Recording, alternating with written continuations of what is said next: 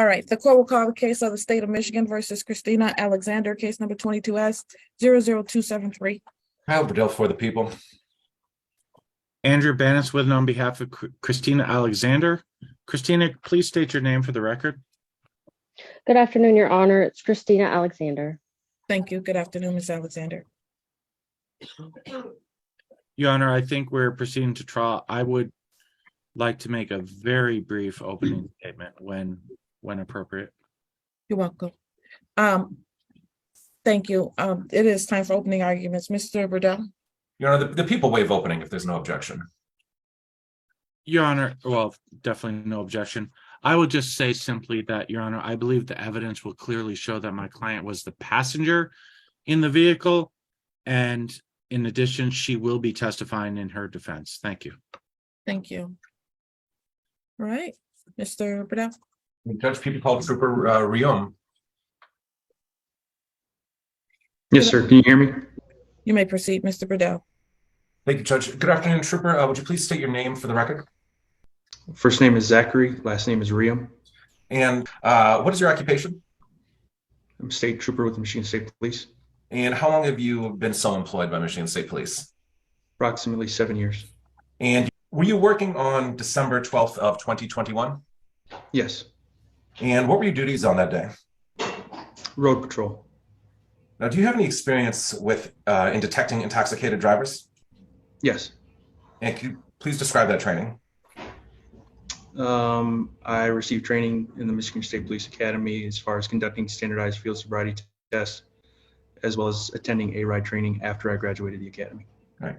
And approximately in your term as a state trooper, and perhaps even as an MP, approximately how many times have you stopped a driver you believed to be intoxicated? If I had to put a number on it, I would say 200 times. Okay. Do you arrest everybody who you initially believed to be intoxicated? No. Why not? It's based on the probable cause that I see at the time, depending on the driver's actions, what I'm seeing, what they're exhibiting as far as slurred speech, their eyes are glossy, and then obviously the standardized field sobriety test after that. Okay. And roughly how many times have you arrested somebody for driving while intoxicated?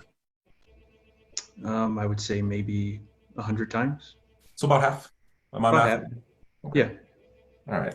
So what do you base when you do make the arrest, what do you base that on? The probable cause of everything that I see. So obviously when I first make contact with the driver, I want to see everything, as far as where they're going, where they've been. Based on that initial interaction, what I see, the smell of intoxicants, their eyes are bloodshot or glossy, they're slurring their speech, they can't locate items within the car, then I would ask them to step out of the vehicle and then conduct my standardized field sobriety test, starting with nystagmus, working my way down to the walk and turn, then the one leg stand. So what do you base when you do make the arrest, what do you base that on? The probable cause of everything that I see. So obviously when I first make contact with the driver, I want to see everything, as far as where they're going, where they've been. Based on that initial interaction, what I see, the smell of intoxicants, their eyes are bloodshot or glossy, they're slurring their speech, they can't locate items within the car, then I would ask them to step out of the vehicle and then conduct my standardized field sobriety test, starting with nystagmus, working my way down to the walk and turn, then the one leg stand. And then based on the clues that I see and the indicators that I'm given, that will determine whether or not an arrest needs to be made. Okay. Now, I want to talk to you about your actions on this date, on 12/12/21. So did you come in contact with Christina Alexander? I did. Do you see her on the call today? I do. Would you please describe her clothing and I suppose you can't point to her. She's up in the right-hand corner of my screen, wearing, I believe, a brown or a maroon shirt and black glasses with the rims. And is there a name on her picture? Yes, sir. And it states Christina Alexander. Your Honor, may the record please reflect the identification of the defendant? No objection. The record shall reflect. Thank you, Mr. Bannis. Thank you, Judge. So where were you when you first came into contact with the defendant? When I first came in contact with the defendant, I believe she was at a gas station or something like that. Okay. And do you recall approximately what time?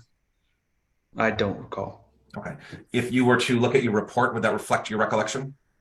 Would that refresh your recollection, rather? It would, unfortunately, sir, due to the fact that I left the post and now working for an MJTF, I don't have access to the report, so I wasn't able to print it out.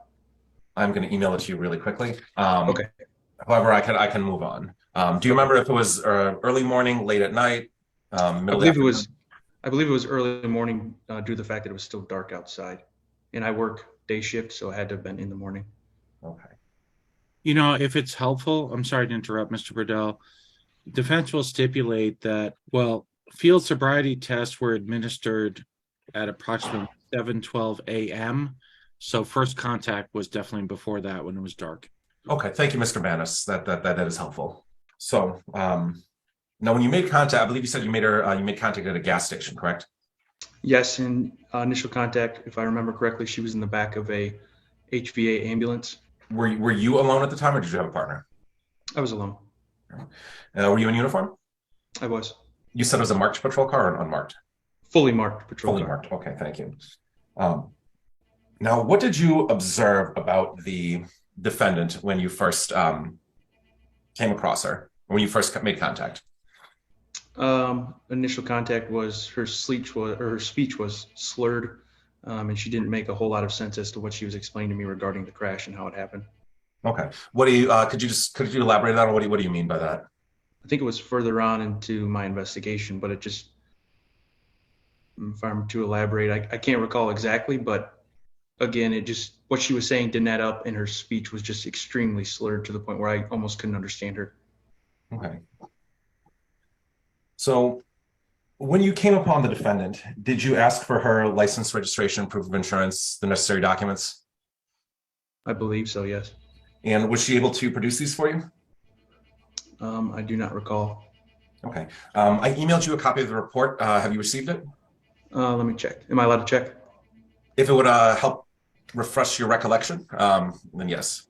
Any objection, Mr. Manis? No, I am actually hoping that the trooper can review the police report because I'll have some questions about it.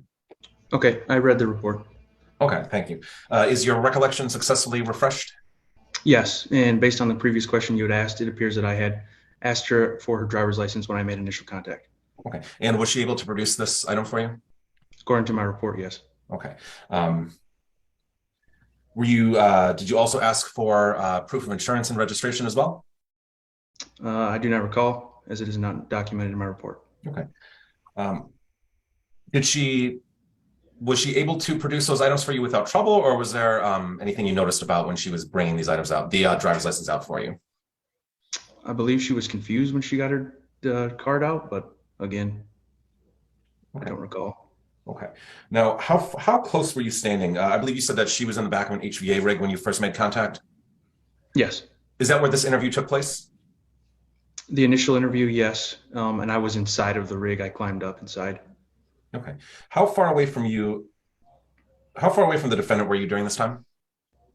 I was relatively close, approximately 3 to 5 feet away. So I guess sort of just out of arm length, I guess. Yes, there's not very much room in the back of those. Okay. And were you able to smell anything while you were in the back of the rig? I believe I was able to smell the odor of intoxicants. And where was that coming from? It was emanating from her person. Okay. And during this initial contact, did the defendant say anything to you? I don't recall. Okay. We're looking at your report. Reflect your recollection. Refresh your recollection. Okay. Yes. And let me know when you're I'm reviewing my report. Okay, and let me know when your recollection is refreshed. Okay, it's refreshed. Now, during this initial contact, did the defendant say anything to you? She had said that she had left a local bar where she had drank 2 tequila sunrises and she had left with a black male, crashed her car. Was she able to describe anything else about his appearance? She was able to describe nothing, how tall he was, anything. Was she able to give a name? Nothing. Okay. Now, when talking about this, and where so she said, I believe you said she left the bar with this gentleman? She stated that he was driving her car. Now, at any point, was she able to give you more details about his appearance? No. At any time, was she able to tell you about his height at all? No. Okay. Anytime later in the evening, or later in the conversation, was she able to give you more details about his height? Yes, I believe that he was around my height. Later on in the interview, she explained that to me. Okay, thank you. So during your interview with the defendant, could you describe her speech? It was slurred. Okay. And could you describe how her eyes looked at the time? They were bloodshot and glossy. All right. What about her face? How did that appear? I don't recall. Okay. Would looking at your report help refresh your recollection? Yes. All right, sir, I'm refreshed and I still don't recall anything about her face. Okay, thank you. Would you describe her as being responsive to your questioning? Somewhat. She answered the questions that I asked. Okay. What do you mean by somewhat? Again, when I would ask questions as far as who was driving your car and you can't give me an answer as to anything other than they're slightly taller than me and that they're a black male, yes, you're answering my question, but no, you're not really answering my question. Okay. Did you seem to have difficulty understanding your questioning? Not that I can recall. Okay. Did you have to repeat yourself? Not that I can recall, no. Did you ask the defendant to perform field sobriety tests? I did. Why? Because based on the evidence that I had seen, one would believe that she was under the influence of some controlled substance, alcohol, or liquor. Okay. Let's go back a little bit. So why were you initially dispatched to the scene? I was initially dispatched to the scene for a crash. Okay. And did you go to the location of the crash first or to the location of where you spoke to the defendant? Due to the location of the crash and where I was in proximity to it, I had to drive by the crash, but I just simply drove by it and went to the location where Miss Alexander was. Where was the crash? It was in, I believe the proper term is the gore or the ditch. If you're heading eastbound on I-94 and the off-ramp to Rawsonville, between 94 and Rawsonville Road, there is a patch of grassy, wooded area, and that's where the vehicle was at. Okay. And was this in Ypsilanti Township? Yes, it was. Okay, thank you. And when you drove past it, was there anybody in the vehicle at that time? Again, I drove past it, hit it with my spotlights, but I did not see anybody in the vehicle, no. Okay. And from there, you went to the gas station, correct? Correct. Have you had training in administering the field sobriety tests? I have. All right. And was that the A-Ride training? Initial training and standardized field sobriety tests were given at the Michigan State Police Academy. Okay. And then did you have further, so the A-Ride training is further training on field sobriety tests and OWI-related incidents, correct? Okay. Yes. And that is, it's just advanced recognition utilizing the modified Romberg lack of nystagmus to detect marijuana or other things. okay, thank you. Now, approximately how many times have you administered field sobriety tests? Again, I've stopped cars roughly 200 times to believe that somebody's under the influence, so roughly 200 times. Okay, thank you.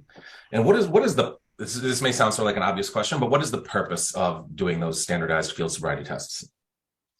To determine the level of intoxication or determine if somebody's intoxicated. Okay. Now, are you familiar with the term divided attention skills? No, I'm not. Okay. What about a divided attention test? No. Okay.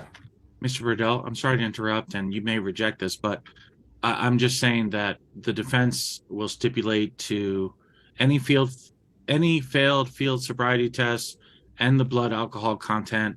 The defense here is that my client was not driving; she was a passenger. Thank you, sir. And I'll say that I'm very familiar with the A-Right training and what the standard field sobriety tests are. Okay, thank you. I'll move ahead a little bit then, Your Honor. So where was the where did you conduct the field sobriety tests? In the parking lot of the gas station in front of my patrol car. And what was this the condition at the time of the surface?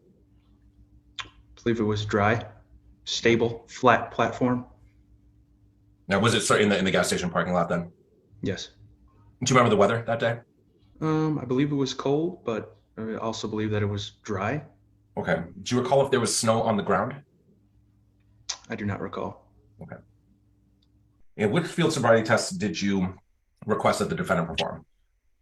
The walk and turn, the one leg stand, and then I checked for HGN. Okay. How many clues did she exhibit on the HGN? I'd have to refer back to my report. Would it help refresh your recollection?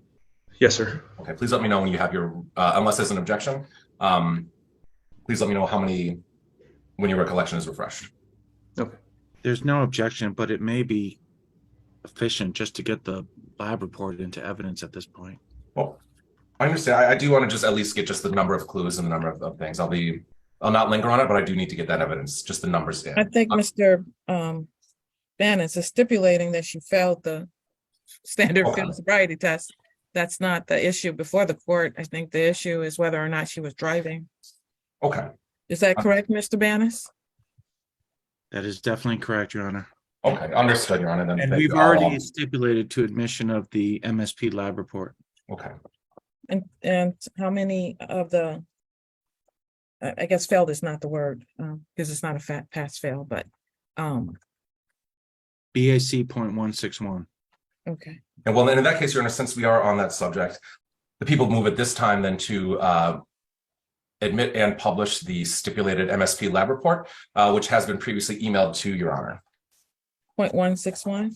You know, I'd like to confirm. That's what I have in my notes. Mr. Burdell, do you have it? Yes, that's my that's the amount that I have as well as 0.161. Okay, no objection to admission of that as stipulated. I guess I'm just a little confused as to whether or not I'm giving the clues. No, we're gonna just move on. Okay, you that's what I wanted to make stipulated sure. them, so I believe you described that the defendant claimed that she was the passenger, correct? Yes, sir. All right. Did the defendant state what she did immediately following the crash? She did. And what was that? What did she state she did? She got into the driver's seat and tried to get the car out of the ditch where the vehicle was crashed. So she got into the driver's seat and attempted to move the vehicle? Yes. Okay. Was she able to move the vehicle? No. All right. Did she say why? I don't recall. Again, I'd have to refer back to my report. Fine. All right, my memory is refreshed. She explained that she got into the car to try and drive it away. Okay. And did she say, so you said she tried to drive the vehicle away, but was unable to? Yes. Did she say why she was unable to? She did not. Okay. Now, did you at any point go to the location of the vehicle? I did. Please describe the car you observed and where it was. It was a gray, small four-door sedan, and it was approximately 50 to 100 feet off the road into some trees and brush. And was that in the, I believe you previously described it as sort of being off that Rawsonville exit there? Yes. Okay. And is that where you found the vehicle? Yes. Okay. Did you attempt to move the vehicle? No. Now, did you enter the vehicle at any point? I did. I actually asked the tow truck driver once the vehicle was loaded up onto the back of the tow truck to bring it up to my location where my patrol car was parked after Miss Alexander was already placed in handcuffs. Mm-hmm. And I wanted to enter the vehicle to see how close the seat was in proximity to the steering wheel. And what did you, I'm sorry, continue. And the reason I was doing that is because she explained that the passenger who was driving was roughly my height or slightly taller. And the reason I did that, I wanted to see how close it was. And I tried to get in, and I would not have been able to drive that vehicle. And why would you not have been able to drive it? Because the seat was too close to the steering wheel. So it indicated that somebody of smaller stature, much shorter than me, was driving. And how tall are you? I'm 5'11". And how tall is Miss Alexander? I don't know precisely, but much shorter than I am. Would consulting your report help reflect your would it help refresh your recollection? Yes, sir. All right, it is refreshed, and her height is 5'1". Okay, thank you. And that is according to Michigan Secretary of State on her driver's license. And does that 5'1" height, does that sort of conform with your recollection of Miss Alexander? Yes. Okay. And is that based on your knowledge and you're driving a car? Is that seating position consistent with somebody of Miss Alexander's height driving a car? Yes. Now, are you aware that the defendant called 911? I am. Right. And have you had an opportunity to listen to the 911 call? Yes, I have. And can you identify the caller who made that call? Yes, I can. All right. And so just for the record, so there are, I believe, several people that called 911. I believe it's the third caller who calls at 2:25 to the end. How did you identify that caller? At one point, I recognized her voice, you could say, but two, at one point during the dispatch call, she was asked to give her name, and she Objection. did. I'm sorry, the trooper is testifying to the content of a 911 call that is not yet admitted into evidence. So Your Honor, this is too late. I don't think the trooper was the person who received the call. So I don't think he's the proper person to authenticate this call. Thank you. So, Your Honor, I do intend to bring in Mr. Benz to testify to lay the rest of the foundation. This is just for the identification of the caller at this point, which is based on it will be defendant statements. So, Mr. Banis, I don't know if your objection is that because the foundation, because the call hasn't been authenticated, that he can't testify as to what he heard. Do you want us to recall the Trooper Ream to do that? Your Honor, I guess my position is if the people have someone who can properly authenticate the call who are present today, then we can move this along and I don't object to its admission as an exhibit. If they don't have someone who can properly authenticate the call, then I object.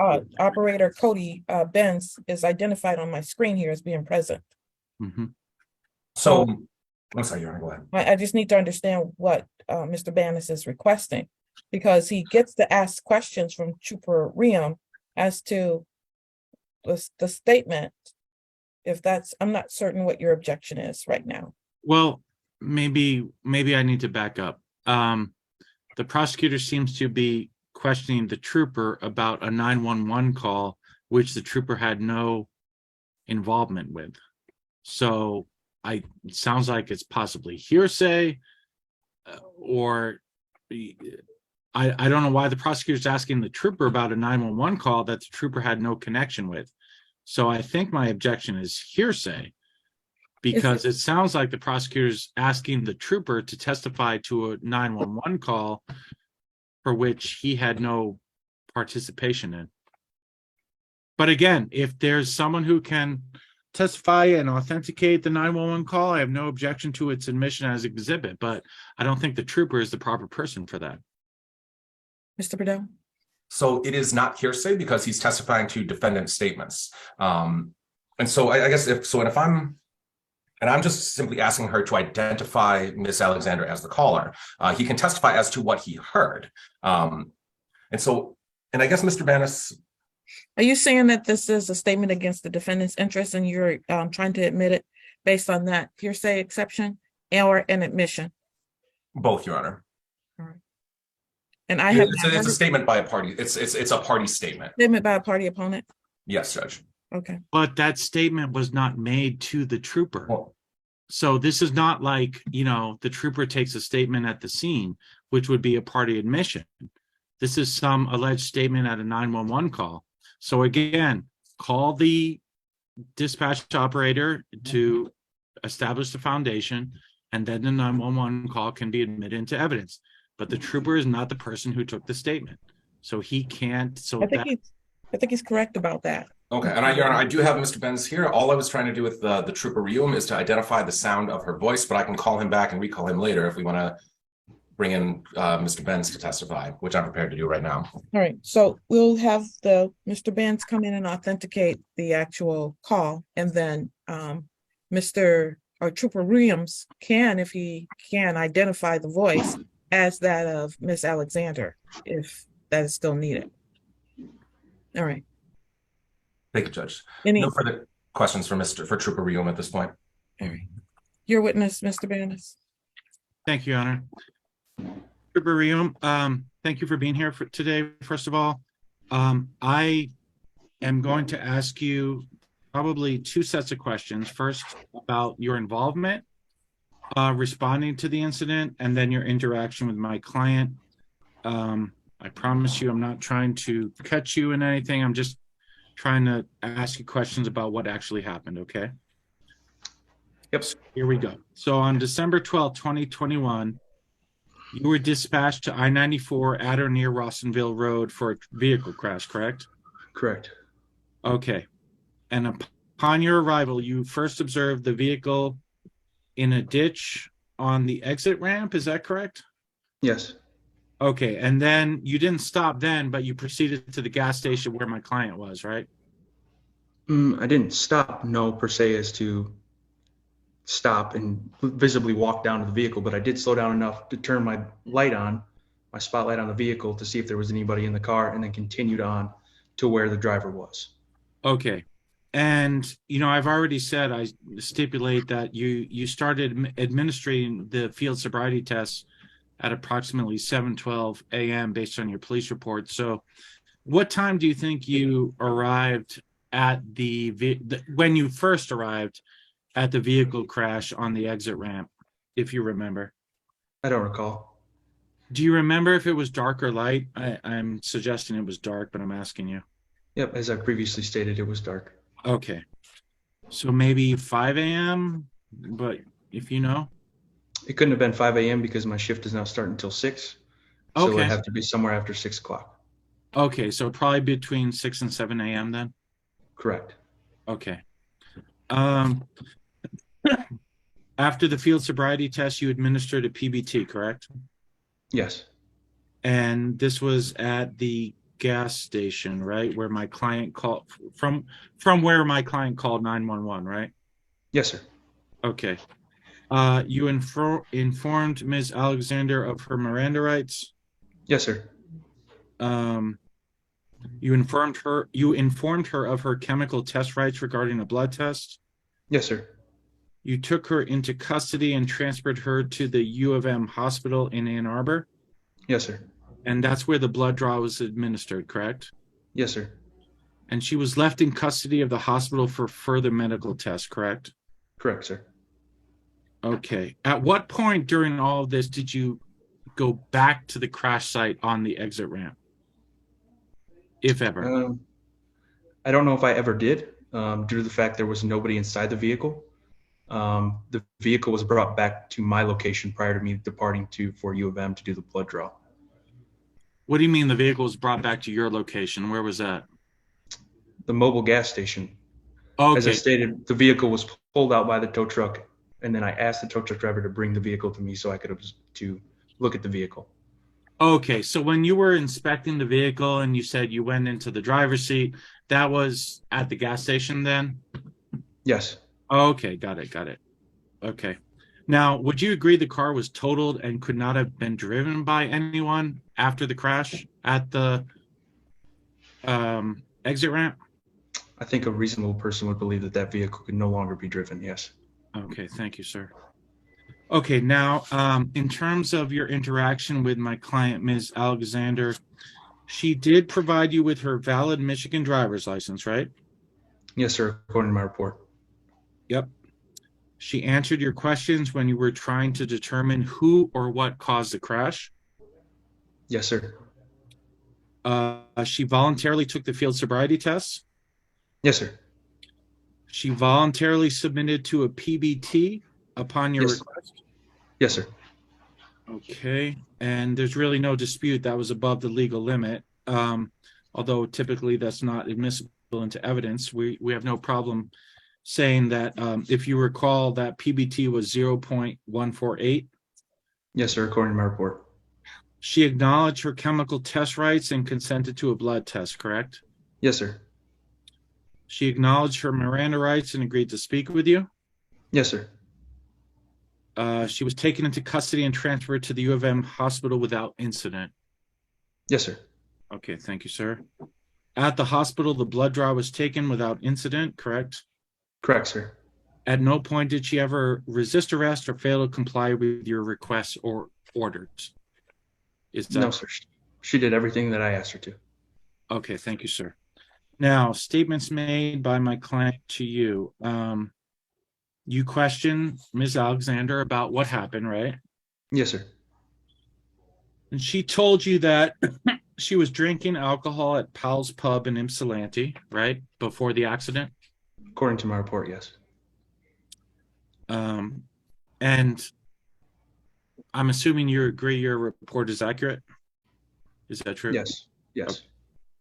And you've written maybe thousands of police reports, I assume. Is that correct? Probably at this point, sir, yes. Okay, that's a lot. She told you she met some guy at the bar who was driving her vehicle when the crash occurred, right? That is correct.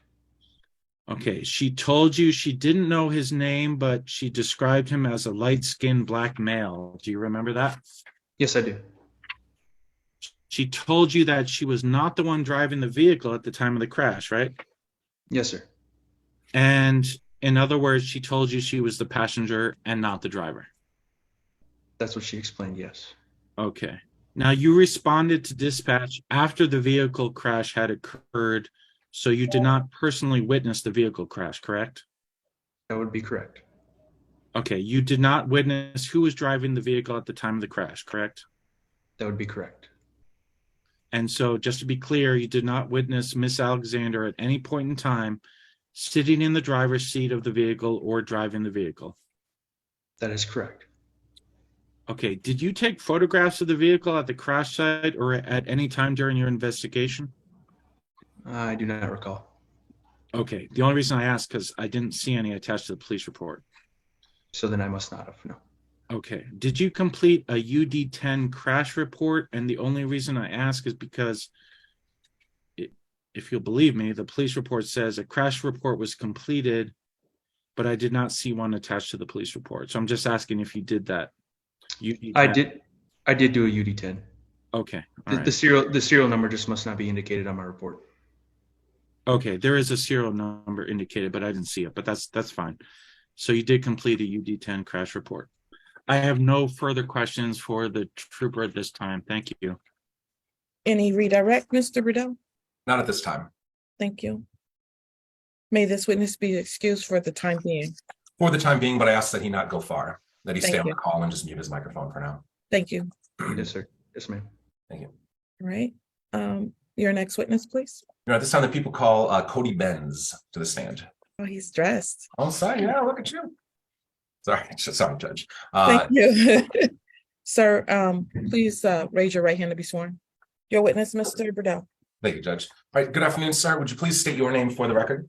Good afternoon. My name is Cody, C-O-D-Y, Benz, B-E-N-S. And Mr. Benz, what is your occupation? I'm a communications operator for the Washington County Sheriff's Office, Medical Dispatch. So in layman's terms, that mean you answer 911 calls? I answer 911 calls for the county and dispatch police resources. Okay. And were you working on December 12th of 2021? Yes, I was. Now, on that night, did you speak to a caller who identified herself as Christina Alexander? I did, yes. All right. Have you listened to that call? I have. All right. And is it an accurate depiction? Is it an accurate recording of your conversation with that caller at that night? Yes. All right. Has it been edited, altered, or changed in any way? Not to my knowledge, no. All right. So would you say it's an accurate depiction of what it's purporting to be? Yes. Okay. Thank you. Your Honor, I have no further questions for Mr. Benz. Thank you, Mr. Bannis. Any questions for Mr. Benz? No, I don't. And I appreciate his presence today. And I have no objection to admission of the 911 call, given the foundation that has been laid. Okay. Thank you. Then in that case, Your Honor, I'm going to play the 911. I'm going to move to admit and publish the 911 call at this time. I'm going to ask that Mr. Benz stay for just a moment, just to confirm that nothing goes sideways. Thank you. And Your Honor, I'm going to play the 911 call. Please let me know if everybody can hear it as well. No, 911. Where is your Can the court hear the call and the audio as well? Definitely. Okay, thank you, Judge. emergency? It's right across the close. It's close to the where the Okay, right where the 94 off ramp in Rossville. I'm sorry. Calling about the car crash there at 94 Rossville. It's really close to the I would say the right at where I guess. Okay, is that a yes? Okay, just answer my question. Yes or no? Are you calling about the crash at the eastbound 94 off ramp at Rossville? Or something else? No, sir. No, sir. Okay, what are you calling? What's going on then? I'm calling because I was trying to get off the interstate, and unfortunately, it actually hit me into the actual. What hit you? What are we talking about? Nothing actually hit me. I just hit the. Unfortunately, I just hit the. Don't call me fat, man. Don't call me fat. The French word. Okay, you're getting off 94. Did you get into a crash? No, I didn't get into a crash. I Did just something hit. coming off the highway? Yeah, I came off coming off the highway and I hit the shovel. Like I guess you would want to call it. You hit a shovel? I don't think I would consider hitting the shovel, but I hit, like, you know, the debris. You hit what debris? I don't know what you're talking about. So I Debris hit. from the crash, it's out there? So what I hit was, like, I guess. God, I don't even know how to explain it. I just hit debris where people normally just hit. That's it. Okay, well that makes zero sense. I don't know what you're saying. Okay. Are you? I'm trying to make it seem as best as I can, but like I hit a bunch of like. I don't want you to make it seem any less or more than what it is. Just tell me what happened. When I got off the interstate, I hit a lot of. Were you going eastbound or westbound on 94? Yeah, I hit a lot of 94, and I hit a lot of 94. I guess you could say debris. I mean, don't guess. Just tell me what you hit. To me, it looked like just a bunch of. When I say debris, it's probably not debris. It's just really just like I guess. God, I don't even know how to explain it. Okay. Are you injured? Did you hit your head or? Well, no, I didn't hit my head at all. And no, it was just it was just myself. Anything like that? No, it was just myself. It was just myself whatsoever. Okay. Where's your vehicle right now? I know that you're calling from the oil shop there at 2120. Yeah. I walked to here. Okay. Where's your vehicle right now? Is it in the ditch there at the off ramp? It's off the it's off the off ramp. Okay. It's no close to anything that needs to. It's like nothing that would like hurt itself. Okay. So I just hit a lot. Honestly, I hit a lot of like. Stop talking for a second. Let me ask you a question. So when I asked you right out of the gate if you were calling about the crash at eastbound 94, the off ramp at Rawsonville, the answer is you're the one that in the crash? No, not at all. No, I'm not in the crash. Did you leave your vehicle off the off ramp on 94 at Rawsonville? No, not at all. I've been there since until I got here. And where is your car right now? My car is pretty much, it's not off Rawsonville, but it's kind of right off to the side of it. At 94? I wouldn't say it was 94, but it could be. Did you get off of eastbound 94? I didn't get off eastbound 94. I came here just so that, like, I could try to call you guys. I understand that. When you were driving your car, were you on eastbound 94 and then took your car off of the road to get out, or off the highway to get onto Rawsonville? Oh, no, sir. No, sir. Okay. So where is your car? My car is pretty much in the midst of a bunch of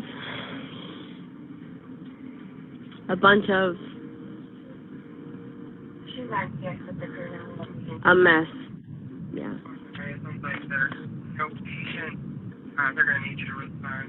Okay. What's your name? My name is Christina Alexander. Spell your first name for me. Chrishaine. Okay. All right. Is there anybody else in the store right now? Store or in my car? No, in the store that you're calling from right now. Yeah. Okay. All right. Yeah. All right. You want to talk to him? Yeah, if I could for a hot second. Hello? Hi. Are you the shopkeeper there? You said Or staff, employee, whomever, somebody that works there? Okay. Yeah, I'm on a gas station, yeah. Okay. Don't let her leave because she's probably our suspect in a crash. Okay. So don't let her leave. We'll have a deputy out there shortly. Okay. I got you. You got the address? I mean, don't keep her, restrain her or anything, but try to make sure she doesn't leave if you could, please. Okay. I got you for sure. But right, do you got the address for the gas station? Yeah, you're at 2120 Rawsonville. Yeah. Yep. Yep, we'll have them on the way, okay? I got you. All right, thanks. So I noticed in the chat that the defendant said she was not able to hear well. I don't know if did you see that, Mr. Banis? Well, you know what I'll say is I reviewed the 911 call with my client previously, so we have no objection to proceeding. Okay, We've thank you, heard Mr. it Banis. already. Okay, and it was the same call that I sent to you. If Absolutely. okay, No thank problem. you. Okay, good. Well, first, well, I have a question. I'm not certain how all of a sudden she couldn't hear it. It was very loud. Yeah, Um, Christina, what's going on? Can you hear what's going on? I'm having a really hard time hearing you guys. I just wanted to make sure I let you guys know. I was able to hear perfectly fine, Your Honor, sir, earlier, but then something happened with my phone. So I just wanted the court to be able to know that. Could, Your Honor, if I may, Christina, could you hear the 911 call that you and I listened to previously, or no? Yes, sir, I could. I just couldn't hear it very well, but I could hear it. I just wanted to make sure you all could hear me as well. Okay, good. Your Honor, I have nothing further for Mr. Benz at this time. Mr. Banis, do you have anything for Mr. Benz? Yes, a few quick questions. So, Mr. Benz, was that you taking the call? Yes, it was. Okay. You know, at one point, my client said she hit a shovel. Did that seem odd to you? Yes. Okay, fair enough. Thank you. At one point, you said, I don't know what you're talking about. You also said that makes zero sense. Would you agree that what Ms. Alexander was stating was pretty much nonsensical? Yes. No further questions. Thank you. Anything further from you, Mr. Burdell? No, Judge, no redirect. Thank you for coming here today, Mr. Benz. It is much appreciated, and I really appreciate your classy attire. Thank you. Thank you. You may call your next witness, Mr. Burdell, or recall whoever you need to recall. Thank you, Judge. This time the people recall Trooper Rium. Now, Trooper, were you able to hear the 911 call we just played? Yes, sir, I was. Could you recognize the caller? Yes, sir, I did. How did you and who did you recognize it as? Miss Christina Alexander. How did you know? One, by her voice, and two, by the fact that she was asked to spell and give her name. Okay. I have nothing further, Judge. Thank you. No follow-up. Thank you. People rest. I have some questions, please. You say you got into the vehicle to test the seat, and you could not fit into the seat, correct? Yes, ma'am. Do you recall, and you may not, but do you recall what type of lever was used to move? Was it a manual or an automatic lever? I don't recall, ma'am. All right, thank you. That's the only question that came up for me. Any questions based on that, Mr. Burdell? I do have a question, Judge. Trooper, do you recall the tow truck driver's height?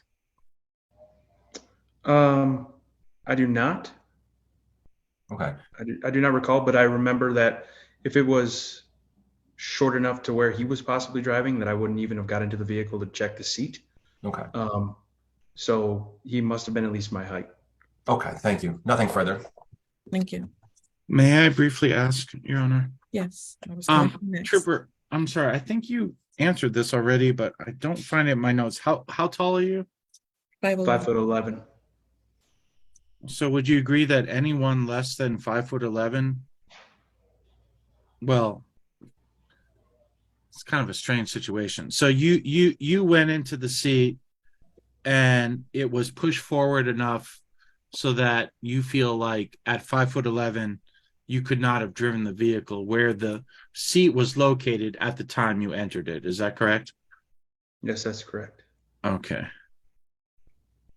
Okay, so I mean, to be fair, anyone who's less than 5'11" could have driven a vehicle where the seat was located? To be fair, I think that the reason I documented in my report is because that the seat was so close that anybody that was 5'11" or even 5'8" would not have been able to drive that vehicle, or 5'5" for that matter, because it was so close to the steering wheel. The reason that I documented the way that I did is because she explained that the driver who was driving that vehicle was around my height. That's why I wanted to get into the vehicle. Now, because since the driver that she stated was driving the vehicle was roughly my height, and I would not feel comfortable driving that vehicle, therefore the driver that she explained was driving that vehicle would not be able to drive that vehicle either. No further questions. All right, thank you. I have no further questions. Nothing from the people. Any further witnesses, Mr. Burdell? No, Your Honor. Now the people rest. All right, thank you, Trooper Riom. You may want to stay around just in case you're called in rebuttal. Mr. Banis? Defense calls the defendant, Christina Alexander. She's very aware that she does not have to testify, but she wishes to do so. Ms. Alexander? Yes, This Your is Honor. your opportunity to decide whether you want to testify or not. It's up to you. If you choose to testify, you have an absolute right to remain silent and the prosecutor cannot comment on that. But if you do take the witness stand, then he'll have an opportunity to cross-examine you, and anything you say can and in all likelihood will be used against you. You understand that? Yes, Your Honor. All right, thank you. Are you choosing to waive your right and take the stand today? Yes, Your Honor. All right, thank you. You may proceed, Mr. Banis. Thank you, Judge. Christina, on the night of Saturday, December 11th. I didn't swear her. Oh, yeah, we got Please to raise your right hand to be sworn. Do you Yeah, swear tell or the affirm that the testimony that you're about to provide will be the truth, the whole truth, and nothing but the truth, so help you God? I do. Thank you. You may proceed, Mr. Banis. Christina, on the night of Saturday, December 11th, 2021, and into the early morning of Sunday, December 12th, 2021, so in other words, after midnight, were you at Powell's Pub on North Huron Street in Ypsilanti, Michigan? And if so, were you drinking alcohol at the pub? Yes, sir, I was. At that time, where did you live? What was the address of your residence? 48198. Is that near Ford Lake? Yes, sir. Okay. Is it near the west side or east side of Ford Lake? Or in the middle? I'm not really sure. I just know the lake was behind my apartment. Okay. We'll get back to that. So you're drinking alcohol at the pub. If you were to drive from Powell's Pub to your home on Timber Ridge, would you need to travel on the highway I-94? Yes or no? No. Now, the accident occurred on the Rawsonville Road exit of I-94, correct? Correct. So how long have you lived in Ypsilanti? At that address, I believe I was there for about almost 3 years at that time. All right. If I were to show you a Google map that has the pub, your home address at the time, and the Rawsonville Road exit, would you be able to competently testify as to the accuracy of that map? Yes, sir. Okay, Your Honor, I would like to show my client a demonstrative exhibit. I think it's important and relevant of where these locations are. I provided to the prosecution. It's simply a Google map that I'd ask I be able to admit as a demonstrative exhibit. Any objection? No, Judge, it has been shared with me. No objection. All right, you may proceed. Okay, I believe I'm currently sharing my screen showing a map. Do you see that, Ms. Alexander? Yes, sir. Can you see my cursor moving here? Yes, sir, I can. Would you agree that this is the approximate location of the pub? Yes, sir. And this is Huron Street, right? Yes. It's kind of hard for me to see, but yes, I can. Okay. And then over here, would you agree this is the Rawsonville Road exit on I-94 where the accident occurred? Yes, sir. Okay, now in between those two locations, would you agree that your residence is somewhere, I don't have it pinned, but it's Timber Ridge Road, somewhere around Ford Lake, right? Yes, sir. Off South Grove Street. So here's South Grove. This I didn't plan on this, but this says the Lakeshore Apartments. So regarding Ford Lake here on the map, can you pinpoint more or less accurately where was your residence at the time? Yes, it was further, I don't know if you guys are able to see, but it was further up, still off of South Grove Street, but it was closer. It wasn't near Lakeshore Apartments, it was above it. Now, if you were driving home from the pub up here on Huron Street directly to your home, would you need to go to the Rawsonville Road exit on I-94? No, sir. Okay, thank you. So that basically, I would respectfully submit pinpoints the locations. After the accident on the Rawsonville Road exit of I-94, did you walk to the mobile Exxon gas station? Yes, sir, I did. And you own a gray, or you own or owned a gray Nissan Sentra at that time, right? Yes, sir. And you don't dispute that your vehicle was the one that was involved in this crash, right? I do not dispute. That incident date, did you drive your vehicle to Powell's Pub before? In other words, did you drive to the pub? Yes, sir, I did. Okay. What time, if you remember, did you arrive at the pub? I arrived at the Powell's Pub around 12 o'clock. 12 So a.m. December the 12th at midnight.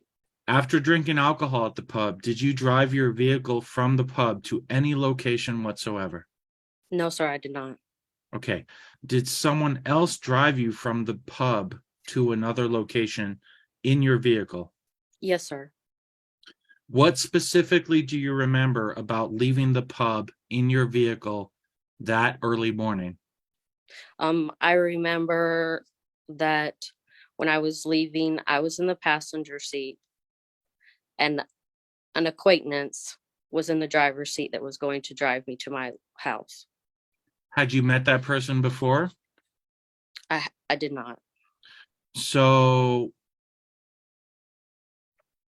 someone was driving you home that night?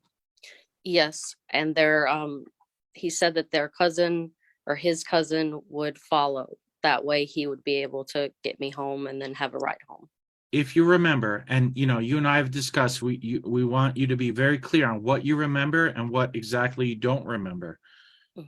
Because there's no dispute you were drinking that night, right? So correct. Do you remember being in the vehicle when you left the pub? I remember I was in the passenger side when we left the Powell's Club or bar. Okay. Do you have any recollection of the actual drive, before the accident? Yes or no?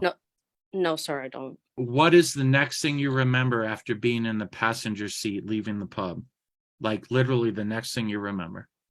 The next thing that I remember was waking up in the passenger seat. I had glass all over me, and it was very dark, and I didn't understand what was happening. Your Honor, I have several exhibits. I don't think it's going to take a long time, but I would like to, all of these have been shared with Mr. Burdell quite a while ago. I would like to show my client a photograph, share my screen at this time. This would be defense proposed exhibit B. Any objection to exhibit B? Perhaps we could lay a little foundation before. Sure. And I suppose if it's the same for all of the photographs, we can just lay the foundation for all of those at the same time, just kind of save us and expedite the process a little bit. This one's unique, so I'll lay the foundation now for this. Okay.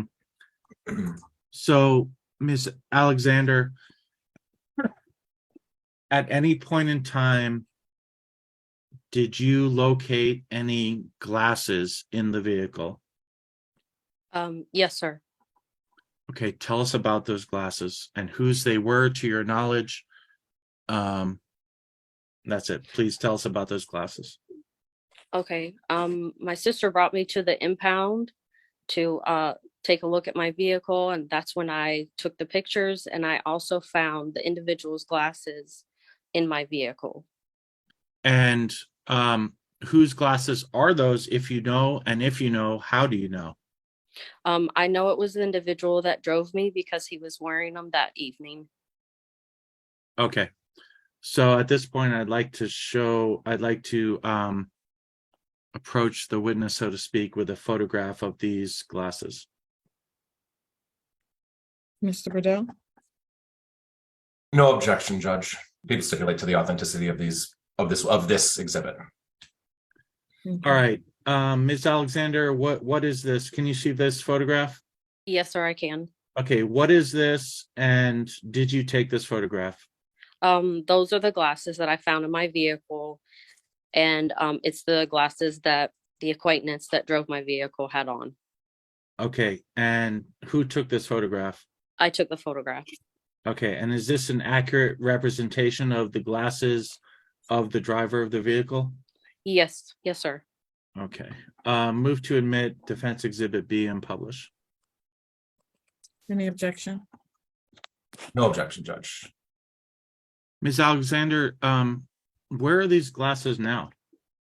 I have them at my house. I kept them as evidence.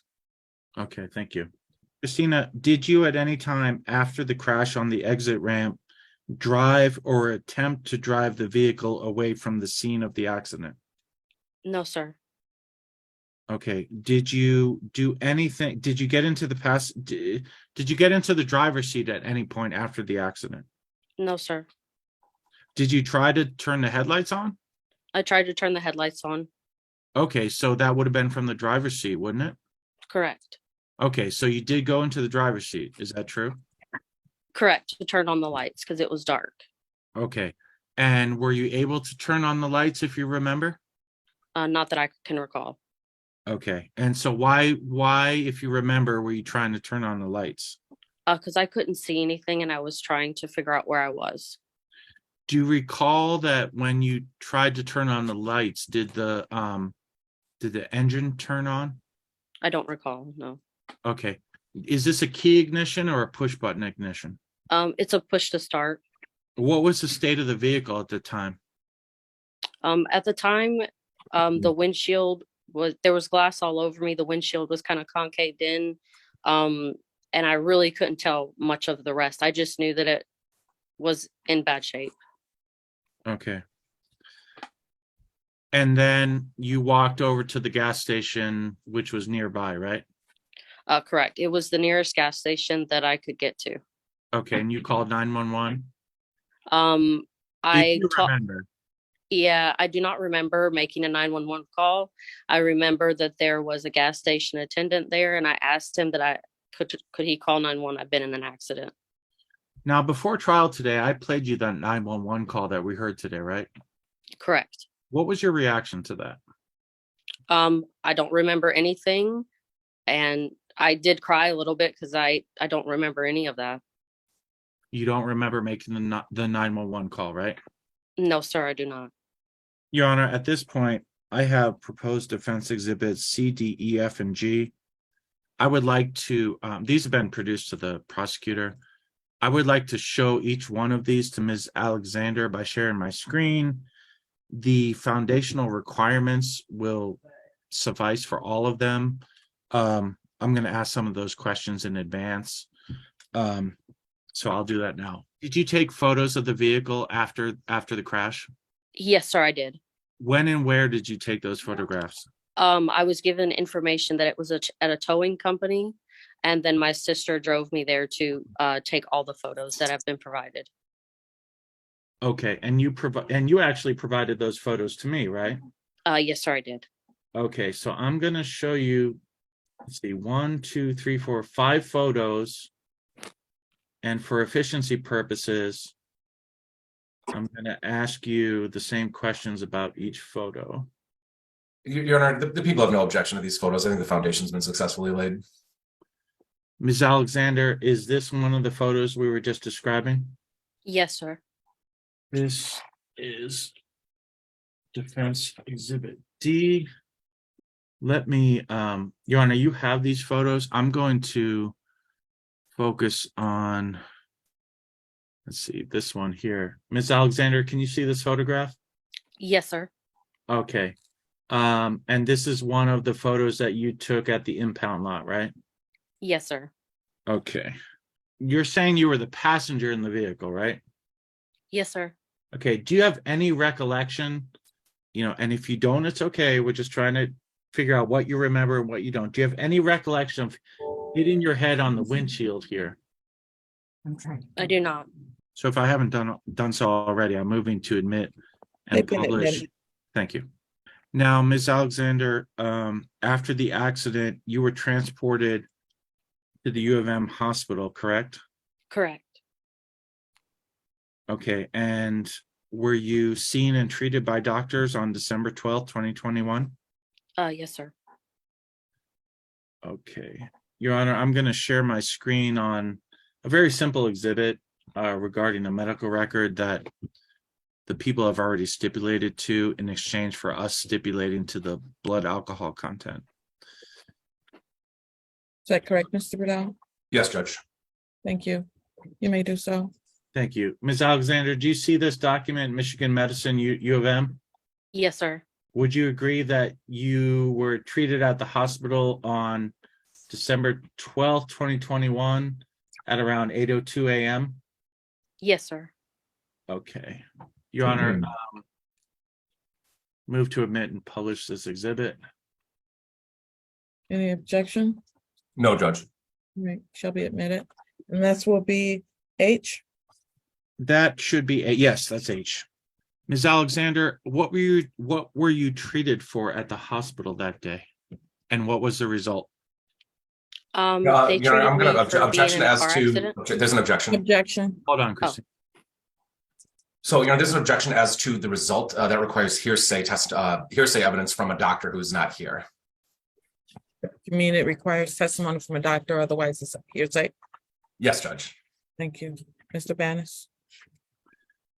Well, the people have already stipulated to admission of the medical records, which even include documents I haven't submitted, but I will withdraw the question and rephrase. I think my client can testify to her personal knowledge of what she was treated for, but I will not ask her about any medical conclusions. And I won't object to that line of questioning. Thank you. You may proceed. Christina, were you treated for any head injuries? Yes. Were you released that same day from the Yes, sir. hospital? Yes, sir. Okay. Did you have any substantial injuries? There was an abrasion on I guess a bruising, and some of my hair was taken off on this side, on the right side of my head. You know, just to be candid, do you agree that you were too drunk to drive yourself that night? Yes, sir. Okay. And did you drive your vehicle that night or that early morning from the pub? No, sir, I did not. Were you the passenger? Yes, sir. Since that vehicle crash, what have you done to address your sobriety? Objection as to relevance. We're not here for anything she's done to address it or remedy the situation. We're only here for this driving incident. You know, I anticipate an objection, and that's fair, but Your Honor, I do believe it goes to my client's credibility. She is here testifying in her defense, admitting that she was too drunk to drive, but she was the passenger. You know, the 12-step is very significant, and you could put whatever weight you want on her testimony, but part of her 12-step process, or anyone's 12-step process, is admitting when one is wrong, taking responsibility for one's actions. So I do think it is helpful to the trier of fact as to her credibility. I'm going to agree with the prosecution that the issue of whether she has addressed her sobriety is not relevant. I understand your argument that if she is adhering to the 12-step philosophy, then part of that is honesty around sobriety and all other issues and accepting responsibility. So I get that, but I don't believe that that is an after the fact thing that I don't believe I'm going to accept for sobriety with respect to that date. Okay, fair enough, Your Honor. Thank you. Thank you so much. Christina, I don't have any other questions for you unless, you know, just to be really candid with the court here, you and I have discussed this case a lot. Is there anything else you want to tell the judge? I think we've addressed anything, but do you have anything else to say? Okay, no further questions, Your Honor. Thank you. Mr. Rebuttal. Thank you, Judge. All right, so Ms. Alexander, I mean, we've had quite a number of hearings together. This is my first time to actually talk to you directly. I'm going to ask you some questions. You know, I'm going to try to be just as respectful as Mr. Banis. If you don't understand one of my questions, I'm not trying to gotcha or trick you. I may have just worded it poorly, which I do sometimes. So please let me know, and I'll be happy to rephrase it in a better way. Okay. All right. Thank you. All right. So isn't it true that you can't remember anything about this driver except for his race and his general height, correct? And that he was wearing glasses. Okay. But isn't it true that you did not tell anything about, when you spoke to the trooper, you did not mention anything about the glasses, correct? No, sir, I did not. And where did you take that picture of the glasses, which are in Exhibit B? I took those at my house. Okay, looks like that's kind of a nice table there. They're sitting on just kind of at your own home? Yes, in my own home. Okay. Are those prescription or what are they? They are not prescription glasses. Okay. Are those real diamonds or what are they? They're not real diamonds. I guess costume glasses, I would call them, or like just glasses. Okay, so it's just plastic then, not diamonds or like cubics or anything? Correct. Okay. Now, you testified today that you did not attempt to get into the car and drive off after the crash, correct? Correct. I did not, sir. Why did you tell the trooper that you did at the time? I don't recall telling him that. Okay. And isn't it also true Sorry, I that missed that question. What was the question? why she told the trooper at the time that she did attempt to drive the car off? Okay. Thank you. And isn't it also true that you don't even remember calling 911?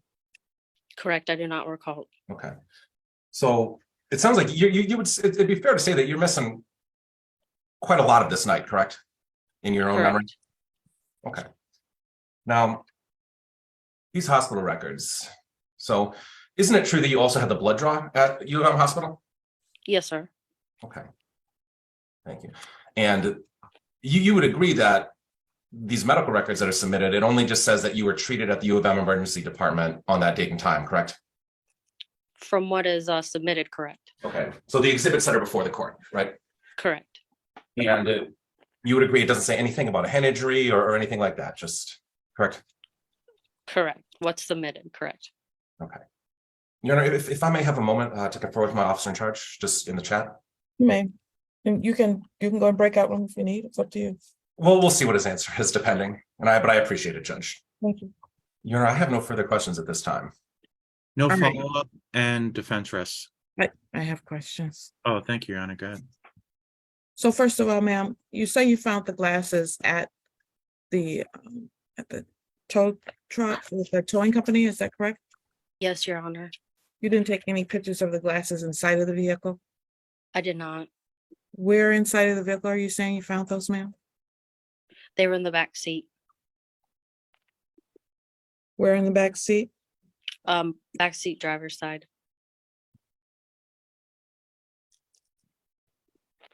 On the seat itself? Yes.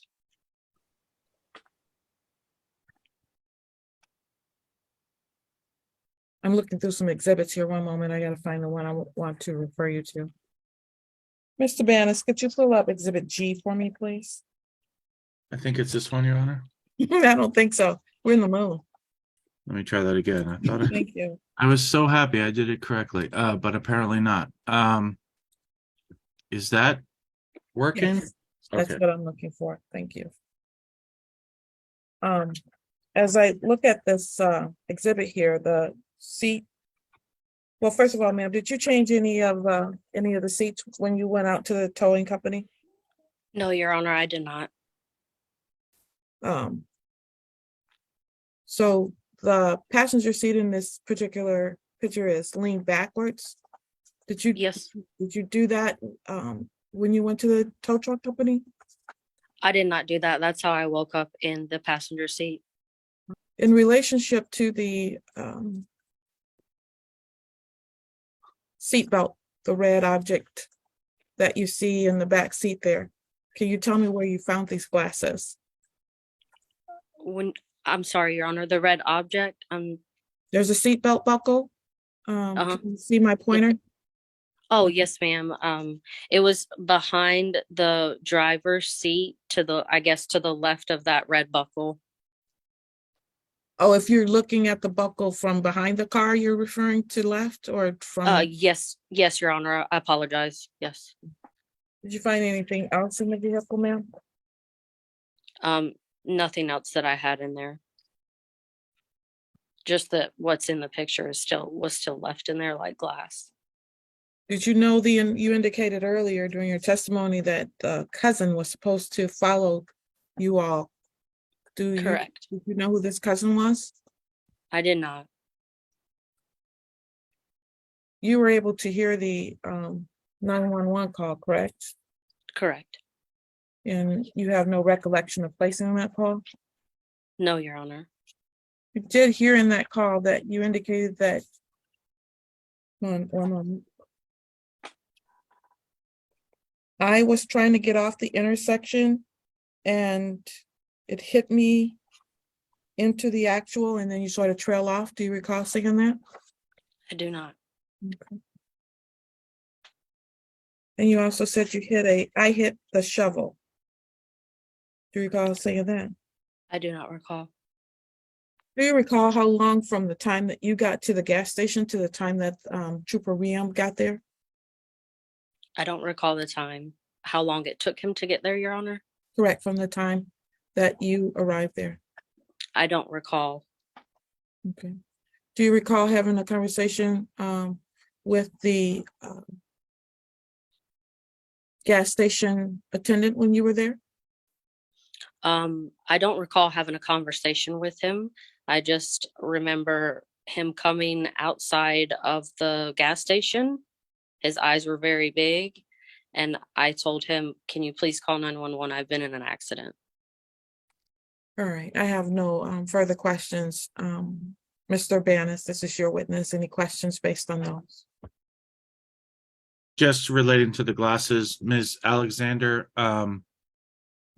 did you observe anyone at any time wearing those glasses? Just the individual that drove me home, or that evening after I left.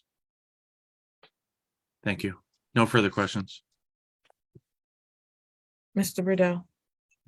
Nothing, no follow-up, Judge. I now have follow-up.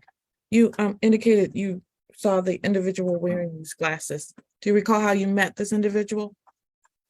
Yes, ma'am. I met him at Powell's bar. I sat at a table with him and his cousin, and I had a few drinks with them.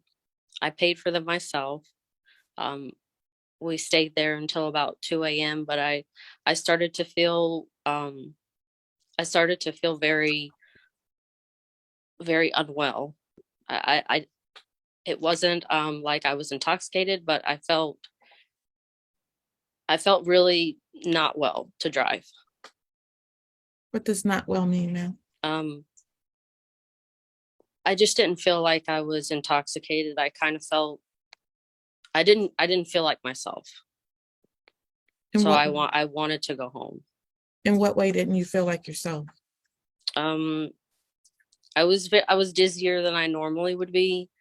I just knew that I didn't want to be at the bar anymore because it was 2 o'clock in the morning, and I just didn't. I felt like something wasn't right, so I wanted to leave. So these two individuals that you met at the bar, one you've described as a light-skinned black male, the driver, correct? Correct. What about the second individual? He was also light-skinned African American too. Okay. Do you frequent this bar regularly? Yes. Have you seen them there before? I have not. How did you end up sitting at a table with these two men? They came up and I was sitting at a table by myself watching pool to play the next game. And they came up and approached and started talking with me and conversating with me. So I spoke back.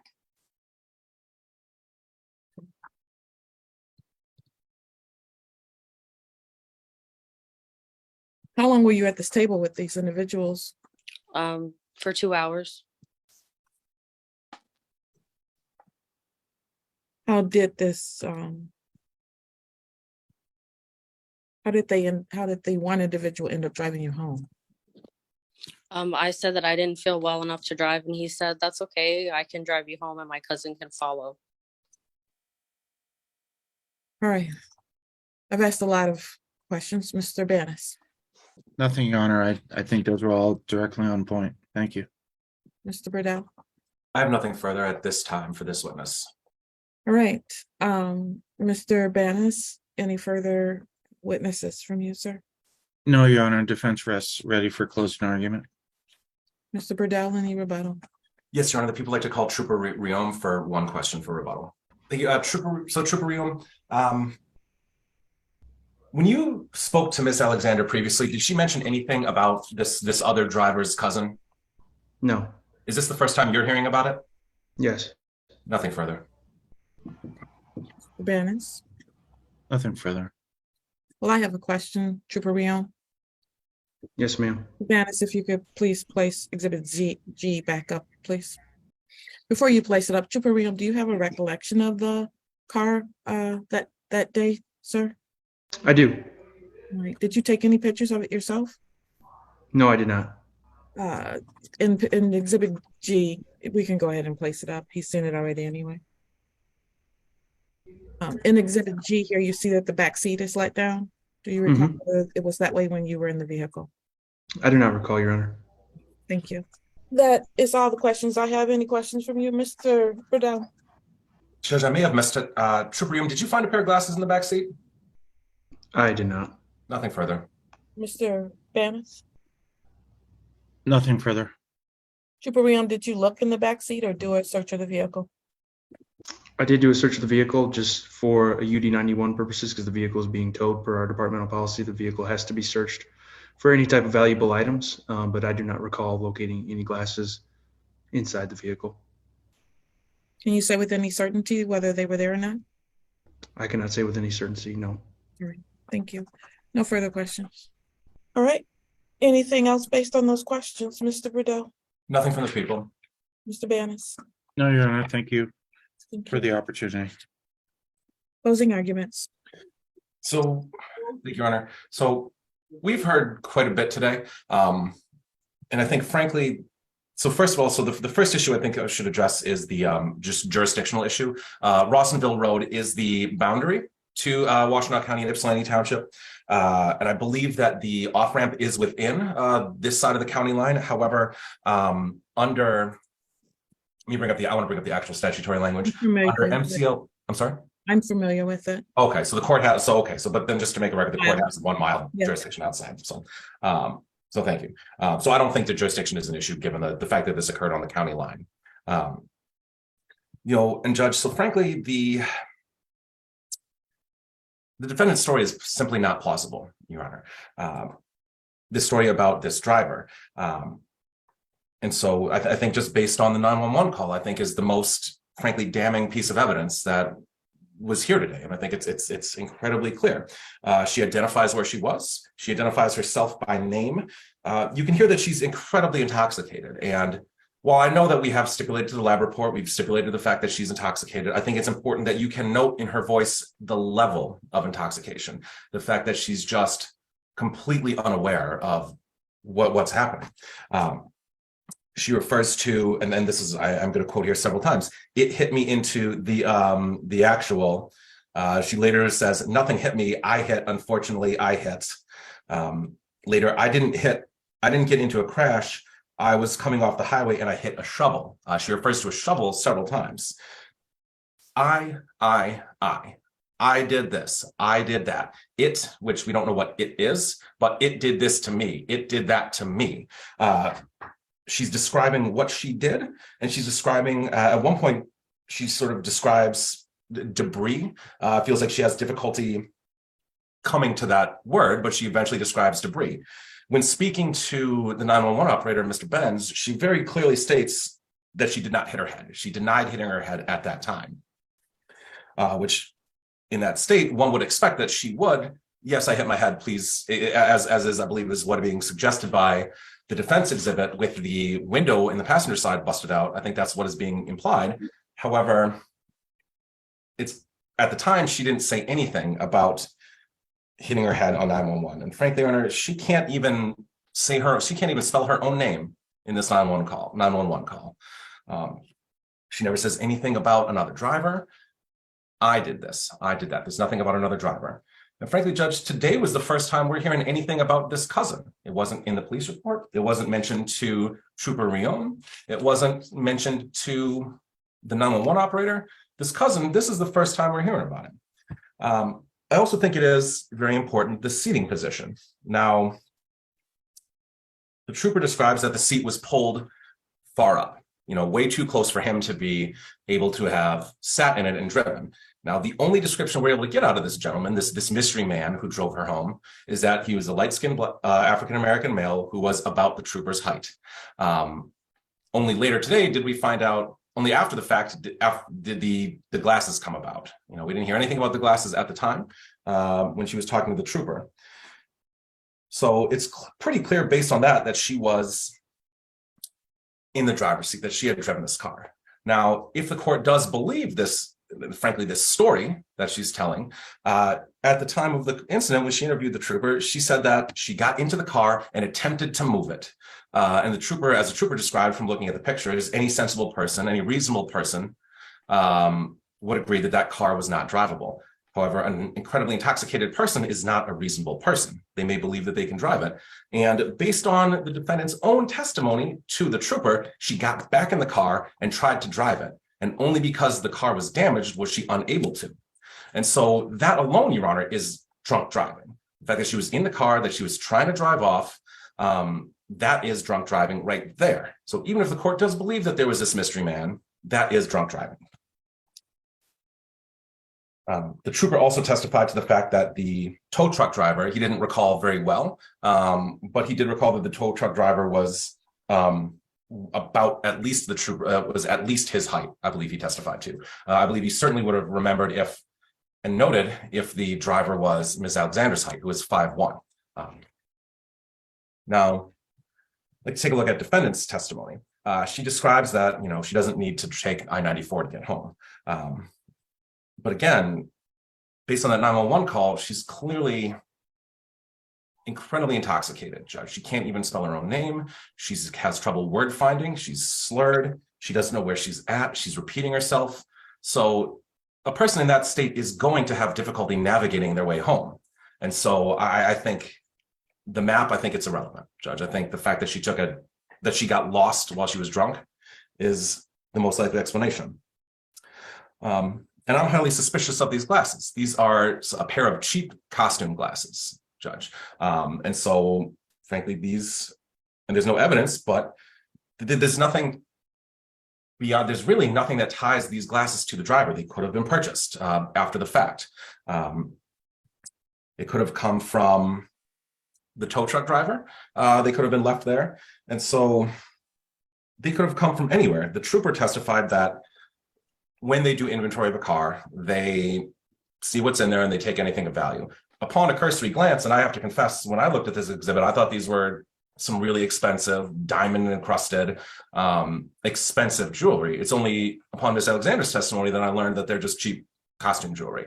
But regardless, it's certainly, even if the trooper knew that they were cheap costume jewelry, it's something that he would have inventoried and taken, at least noted in his report. He testified that he didn't see them there at all. And I think the positioning of the glasses in the car is relevant as well. If they were on the driver's face, which I believe is what she's suggesting, that he was wearing them, they would have gone forward and ended up somewhere in the front compartment of the car. They would not have ended placed gently on the back seat of the car. Perhaps maybe in the wheel well or the footwell of the passenger seat, perhaps in the back ledge. Most likely would have gone forward and flown off his face and landed either on the dash, somewhere at his feet, or somewhere in the front. To have it just resting on the back seat, it doesn't make sense as to why they would end up in that particular location. And frankly, I put zero weight onto these glasses, and I frankly don't believe that they were, I think it's unlikely that they were, whoever the driver may be, I think it's unlikely that they would have been wearing it.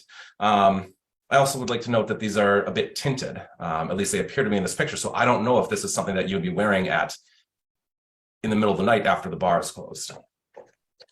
So as to the medical records, I think the medical records also add nothing. The extent of the records just say that she was at University of Michigan Hospital, and that she was treated at the emergency department. There's also evidence in the record that that's where the blood was drawn. And so we don't know that there's anything beyond this other than the blood draw. This could be simply what it's referring to. There's nothing in here about a head injury or any treatment, or it just says she was at the hospital, which we know because that's where the blood was drawn.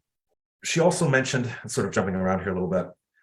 So she also mentioned about getting into the front seat to turn the lights on because it was dark. which doesn't make a ton of sense. But then again, she was clearly highly intoxicated and doing unsensical behavior. However, there's nothing about this in the report. There's nothing about that from what Trooper Riom testified to. And frankly, she didn't even remember it until she was prompted by her own attorney's questioning.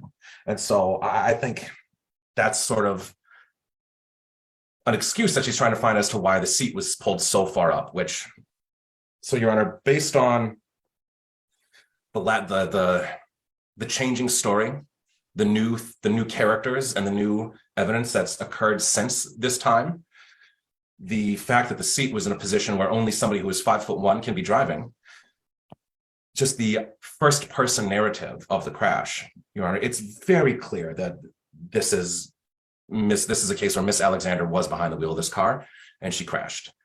It's nothing further at this time. Thank you. Mr. Bass? Thank you, Your Honor. Well, from day one in this case, the defense has been that my client was the passenger, and the prosecutor is very aware of that. So nothing today is new. My client was a passenger. There's no surprises in this case. There may have been some additional details that the people didn't hear before, but nothing's new here. Nothing is fabricated, trying to create something at the last moment. The glasses. You would have to believe that my client was a really deceptive person to concoct this story about these glasses. This is just one piece of the defense. It's not, the entire defense is not based on the glasses. My client told me she found these glasses in the car. She testified under oath that the driver was wearing these glasses. Whether they're prescription or not is irrelevant. This is just a piece of evidence that supports my client's testimony under oath that she was not the driver. They're not her glasses. She found them in the vehicle. There was no detailed inventory of the fact that the deputy may have missed them on a very dark morning where he shined his light at the vehicle. It's entirely consistent with the glasses. There was a very bad accident. I don't know if this driver was wearing the glasses or not, but they may have flown off and go in the back seat, or maybe they were already in the back seat. But these were not my client's glasses, and the driver was wearing these glasses before they left. So that's just one piece of the defense. Rawsonville Road exit. There's absolutely no reason, unless my client's telling the truth, that this vehicle had to go to Rawsonville Road exit to get her home. She's the victim here, maybe even been roofied. It's kind of scary. And she's embarrassed and scared about the whole incident, that she got herself into this position where she drank so much that she wasn't even able to drive herself home. And she got a ride from some stranger, which was led to this accident. And yeah, I agree with the prosecutor. If she's lying and she missed her and somehow she was so drunk that she had to get on I-94 and then said, oh, wait a minute, I got to get off at Rawsonville to circle back. But that's not what happened, Your Honor. The only purpose of the map was to show that there's no reason for her to get onto the highway if she was driving, which she was not. The vehicle photos. The car was totaled. And by the way, my client's been entirely candid with the court and the people that she was too drunk to drive. We stipulated to the BAC lab report. From day one, our position was she wasn't driving, she was a passenger. The vehicle photo definitely showed that the vehicle was totaled at the scene. My client was entirely candid about everything that she remembered. The 911 call, it's absolutely nonsensical. She's embarrassed by it. When I played it for her, she had no recollection of it. It's completely nonsensical. Even the 911 call operator said to her, I don't know what you're talking about. That makes zero sense. She said she hit a shovel. She's highly intoxicated. She admits that. She's embarrassed by it. That should frankly be given zero weight in terms of what actually happened, because after the fact, when she was sober, she was able to recollect what exactly what she remembered and what she did not remember. And she was very honest about what she did not remember. But that 911 call is not, respectfully should not be given any weight, because it really truly is embarrassing for her and nonsensical what she was saying. Even the 911 call operator agreed that it made no sense what she was saying. The medical records. Yeah, she went to the hospital. She was treated for some sort of head injury. Frankly, it wasn't really that significant that required any treatment, but that's consistent with the fact that the photo of the vehicle has a on the passenger side of the windshield, there's a hole where a passenger would have hit. If I was a prosecutor, I would say, hey, if she really was a passenger and hit her head on that windshield, her head would have been fractured. But that's not the way it works. If she did hit her head on that vehicle, she may have had significant injuries or she may have not, but she was treated for a head injury, which is consistent with what she's saying. The seating position. He absolutely cannot be found guilty of operating while intoxicated after the fact. That vehicle was completely totaled. She went into the driver's seat to turn on the light to see where she was. She was passed out in the passenger seat for a long time. She was just trying to figure out where she was.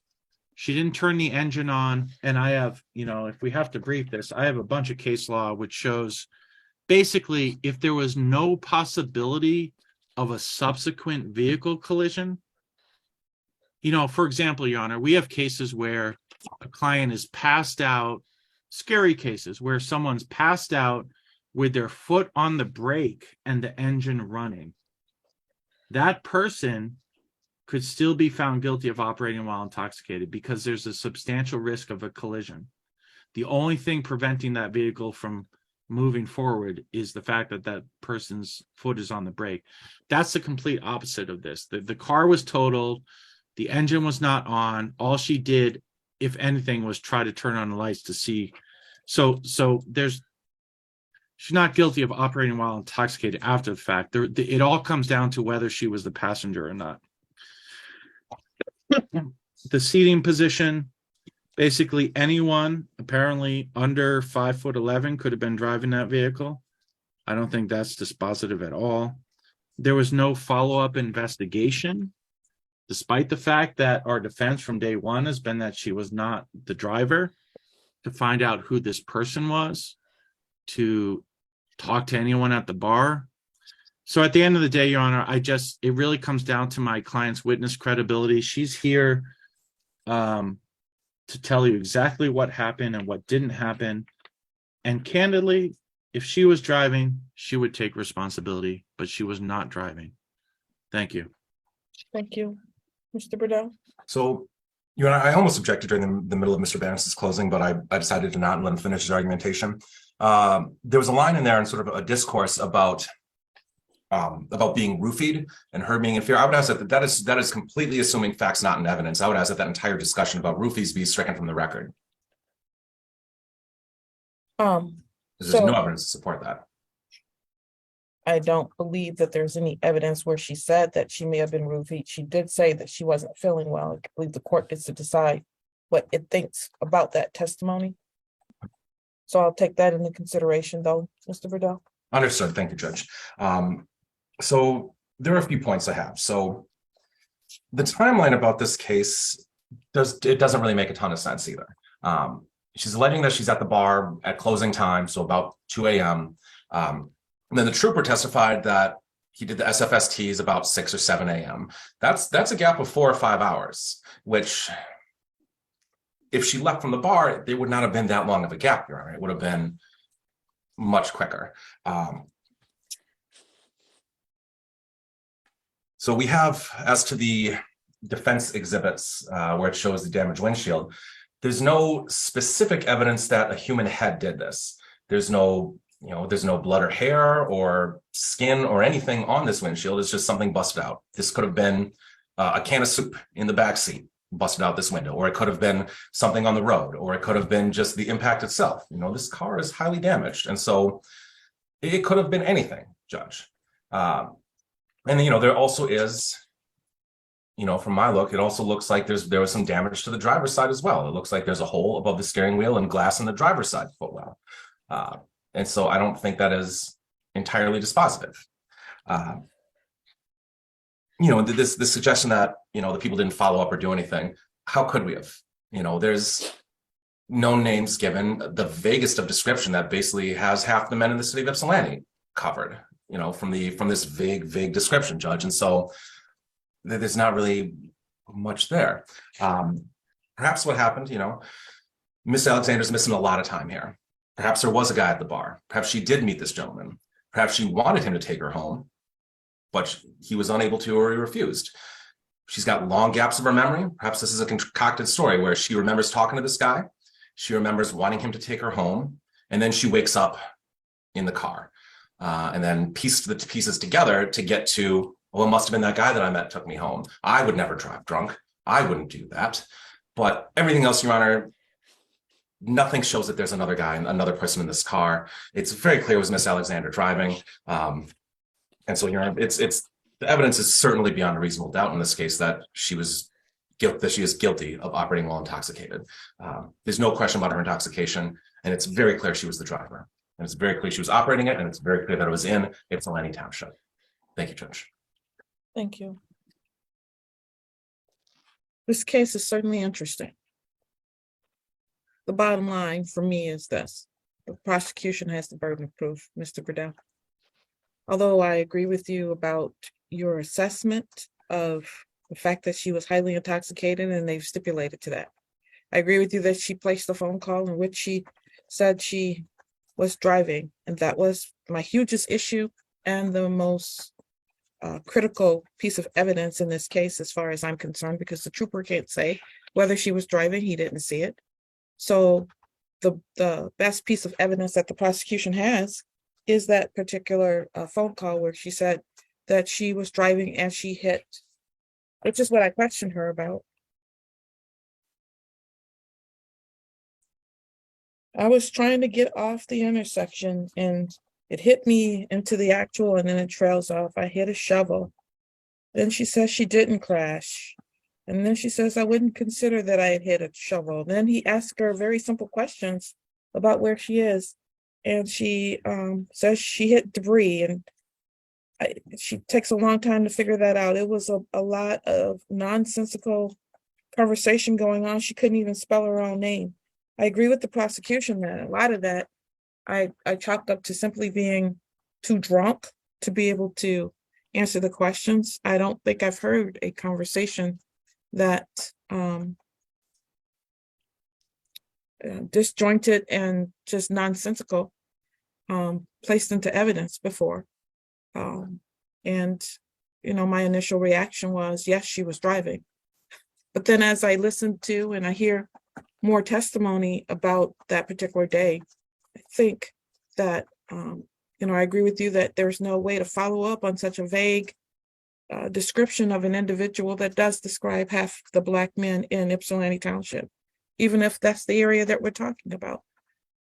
But where my concern is and where the missing for me is this: the trooper had the opportunity to take pictures of the car, which in my opinion would have changed a lot of things for me if I knew exactly where that seat was, the passenger seat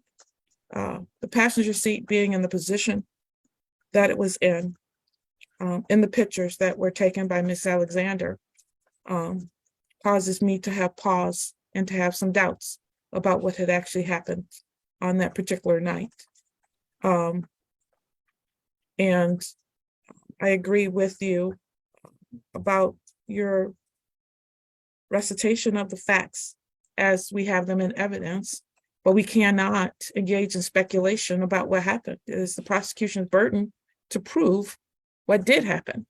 And the perhaps this happened or the perhaps that happened is not how this works.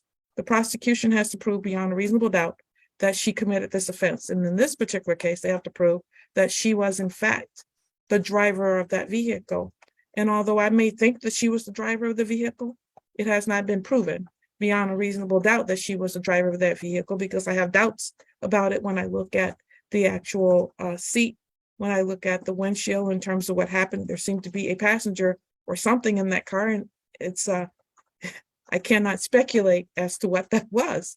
I have to know what that was, at least beyond a reasonable doubt.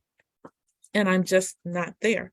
And as to the glasses in the back seat of the car, because the trooper cannot say for certain that they weren't there, I have no proof as to where those glasses were or where they weren't. It is the burden of the prosecution to prove their case. And there just needs to be more follow-up with respect to the actual night of incidences or the day of incidences to document and evidence what is going on. The reality is, you're correct about the timeline. This court does not know exactly when that accident happened. I don't know when the first call came in to say that there was an accident. So if we had the first call to say when the first person at least reported, we might have some additional information about when the accident happened so that I could be able to determine credibility a little bit more. I just don't have that particular piece of information as to whether it happened at 3 or whether it happened at 4 or whether it happened just at 6 o'clock or even at 7. I just don't have any information as to that. I have information as to when she made her call. However, she testified that she was apparently blacked out for a while. I don't know how long that was. And as a result, there's just too much missing in this case for me to determine beyond a reasonable doubt that she was the passenger that day. For that reason, I find that she is not guilty. Thank you, Judge. Thank you. Thank you, Your Honor. You're welcome, ma'am. Please don't get behind any wheel of cars while you've been drinking anymore, and you should stay away from people you don't know, because I don't know what happened that day. And if you've been a victim, it sounds like you may have been a victim of more than just someone crashing your car. So. Yes, Your Honor. Thank you. You're welcome. All right. Have a good day, everyone. Thank you, Judge. Thank you, Your Honor. Thank You you, too.